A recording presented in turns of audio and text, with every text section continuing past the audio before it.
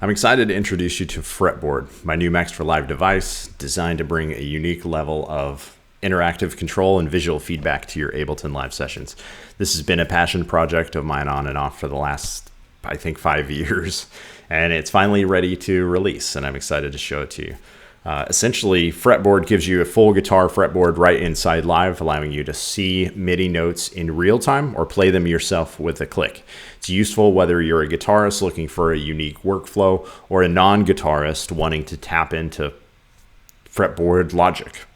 Like all my previous devices, it's been carefully designed to blend in with Ableton's native device aesthetic. The core of Fretboard is its dual functionality, selected right here with the play and monitor buttons. We'll start in monitor mode. So in monitor mode, it's a visual powerhouse. You can send MIDI notes into the device, say from a MIDI clip or a keyboard, and you'll see every note, incoming note light up on the fretboard. Monitor mode makes it really useful for visualizing your melodies, chords, discovering new voices, etc. So I'll start a MIDI clip and show you what that looks like on Fretboard. So as you can see, all the notes are lining up based on what's coming in from that MIDI clip. The Freeze Active Notes button locks currently active MIDI in place on the fretboard while blocking incoming MIDI notes, giving you time to find new ways to play activated notes, intervals, or chords of your incoming MIDI stream. And I'll show you that by clicking on that for this last chord. So I've got this dominant 7 chord here, and you can see these are the different voicings that you could use to play that chord. And that's at the end of this MIDI clip here.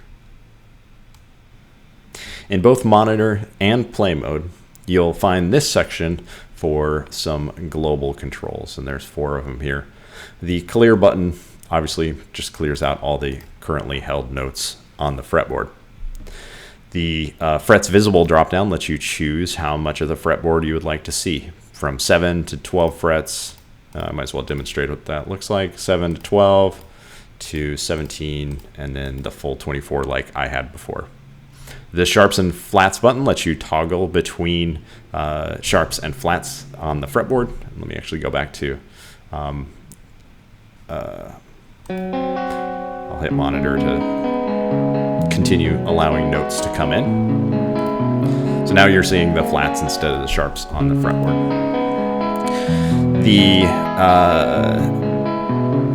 The tuning drop down is really powerful. So this allows users to select between 14 different tuning options, from standard to E flat to several popular drop and open tuning. So there's 14 of them here. And you'll see if I freeze this last chord, or if I go to a different tuning first, rather, like, I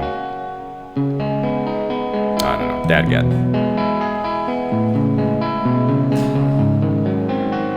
So you'll see this dominant 7 looks very different in Dadgad than it did in standard tuning for that dominant 7 chord. Where things really open up is in play mode. In play mode, you can simply click on any fret to send out MIDI notes to your chosen instrument. Let me actually go back to standard tuning here. And you'll see in this mode, if I go back to Dadgad, for example, this is what that same chord would look like in Dadgad. So it's a cool way to visualize different chords and different tunings. You can send it, of course, to whatever instrument you would like. I've got this kind of artificial guitar noise through the tension device here, but obviously you can put a piano behind this or a synthesizer, whatever. Fretboard doesn't care what kind of an instrument you send the notes out to, but I think this does a good job of making it sound kind of like a guitar, so that's why I chose this this sound. Let me actually stop this MIDI clip so this isn't pinging at us the whole time. So let's talk about the controls that are specific to the play mode. Here you've got a velocity control and a sustain slider. So the velocity determines the velocity of the outgoing notes. The sustain slider determines how long it will be before that MIDI note is sent a note off message. Now, once those notes are activated, you can use the upstroke and downstroke or rather downstroke and upstroke buttons to articulate those notes with a natural guitar-like strum. You even have fine control over how fast or slow that strum is with the strum duration parameter, and even the shape of the curve or the spacing of the strum notes using the strum warp control. So if I play this as a downstroke and then an upstroke, I can control how long that strum takes. Obviously, you want to have that strum less than the total duration, but then you can also make warp the curve, which allows you to have control over the space between the notes.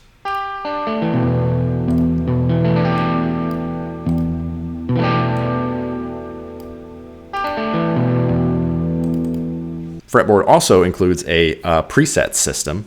This lets you save up to 16 full configurations of activated notes, along with their velocity, sustain, strum duration, and strum warp settings. I've got some chords saved here. If you would like to store a preset chord or a set of notes, you can just shift click, and then if you want to switch between them, you just click, and then you can also delete with option click or alt click on Windows. What this allows you to do is using this preset dial, you can switch between these presets, which is this dial is MIDI mappable and automatable for performance as well. So let me show you how that works.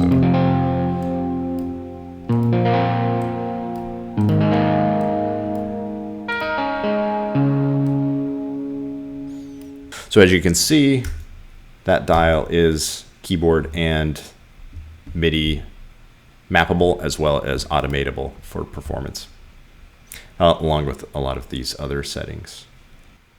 In play mode, there are two types of dot behaviors. Now we've been on the persist mode, but there's also blink mode.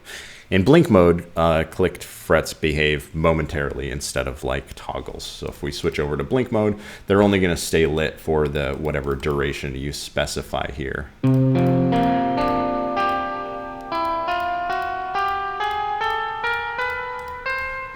They will still sustain for that sustain amount. So keep in mind that it doesn't change how long the notes are held. This is just the visually how long that note is going to be sustained.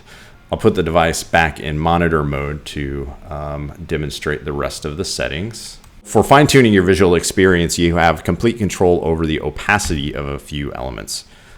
So the fretboard text actually lets you see all of the notes on the fretboard, or some of them, when we'll get to that in this display note selection in just a minute. But this is just a dial that you can use to customize how well you can see the non-fretted notes that are on the fretboard. The fretted notes, you can also change their opacity as far as the text. So if you would like to just see the dots without the notes, you can do that as well. And then the fret focus, this is a feature that I will discuss last, but this is a control that allows you to select the opacity of the blocks for the fret focus feature. To help you navigate musically, Fretboard's note display section allows you to see specific notes on the fretboard. So you select your key and you choose one of 40 scales on nearly 40 scales, which actually matches the scales that Ableton has available. But just so you know what this looks like, if I select C major, now we're seeing the notes on the fretboard text only in C major. If we look at C minor, then you can see there's some sharps or flats depending on the key. Now we'll go to C sharp since that is the key of this guitar riff I wrote. You can also manually choose which notes you'd like to be shown by clicking on individual notes here. So if you wanted to be in C sharp and D flat, but you didn't want to actually see the root, you can get rid of that. And you can see that's working as expected there. So you have even more control over which notes you're able to see on the fretboard. You actually go just to make this a little bit more comfortable, we'll go down to 12 frets. So just so it's a little bit more in the middle of the screen. It probably doesn't matter, but I did it anyway. We've got some color options here too. So the dot color in key lets you choose the color for active notes within the selected key and scale that you can choose here. The dot color out of key lets you set a distinct color for the notes that fall outside of that scale. You can pick from Live's accent colors, or you can you can use the custom color picker, and you can choose whatever color that you would like for each one of those. The last feature I will highlight is the fret focus. Guitar is a very unique instrument in the musical world because, unlike most instruments, there are several ways to not only play the same notes but also the same chords, which, by the way, makes sight reading for guitar a pretty pleasant experience, especially for beginners. What this means is that where on the fretboard a guitar player plays something is a decision that involves personal preference, tone preference, and context, and the positional context based on what came before and what comes after what you're currently playing. And this is why so many notes are lighting up in kind of this diagonal pattern for a single MIDI note or a single chord, because there are so many note options. I'll demonstrate what I mean by that. So if I wanted to play like a G add 9, I could play it here. I could also play it right here. Same exact notes. I could play it right here. I could play it right here. And then it gets wilder as I go up, so then you can play the same thing right here, right here, right here, right, let's see, where's that A? Right here. So there's a lot of options, right? And while it's impossible for Fretboard to be able to determine where to play things for you, I did want to create a way to make the options a little bit less overwhelming. So what Fret Focus does is try to make it a little bit easier to focus on a specific area of the keyboard. So I'll turn this back on, turn Fret Focus on. And now you can see that this activates a couple visual blocks that either block the low part of the fretboard, the high, or both. You can choose kind of a range. So if I wanted to focus on just the frets between fret 4 and fret 9, for example, I can do that. And now I'm only looking at that section, which helps me to focus more on this particular position. You can, of course, change the opacity later on for that. So again, the idea is that this will help users be able to focus on a specific range based on the context and preferences of their riff. So who is Fretboard for? It's for guitar players. The device is a fantastic visual learning and practice tool. It helps you visualize scales, chords, and even incoming MIDI notes from other instruments. It's a quick way to generate guitar-style MIDI ideas without picking up your instrument. And it's a perfect compositional tool for adding authentic strumming to virtual instruments. Also, if like me, you occasionally want to move guitar riffs you wrote to MIDI, Fretboard makes that possible and makes it easier by simply recording the outgoing MIDI onto another clip in another channel. As you can see, that I've been doing that this whole time. And so then, of course, you can go through this and edit the rhythms and things like that, but you can tap in the notes and they're going to be in that MIDI clip that you're recording. It's also for non-guitarists. If you've ever struggled to write realistic guitar parts, Fretboard can help you demystify guitar chord voicings and give you an intuitive visual way to input chords and melodies. So whether you're planning out complex chord progressions, practicing new scales, trying to get guitar riffs into a MIDI clip, or just looking for an interactive way to watch the MIDI happen, Fretboard offers a unique and intuitive way for that all to happen. And that's it. I'm excited about this device. I really enjoy using it and just watching the magic happen. So yeah, the links down for the device are down below. You can purchase it from my Ko-Fi website. I hope you like it. Comment, let me know what you think, and I hope you guys have a great day.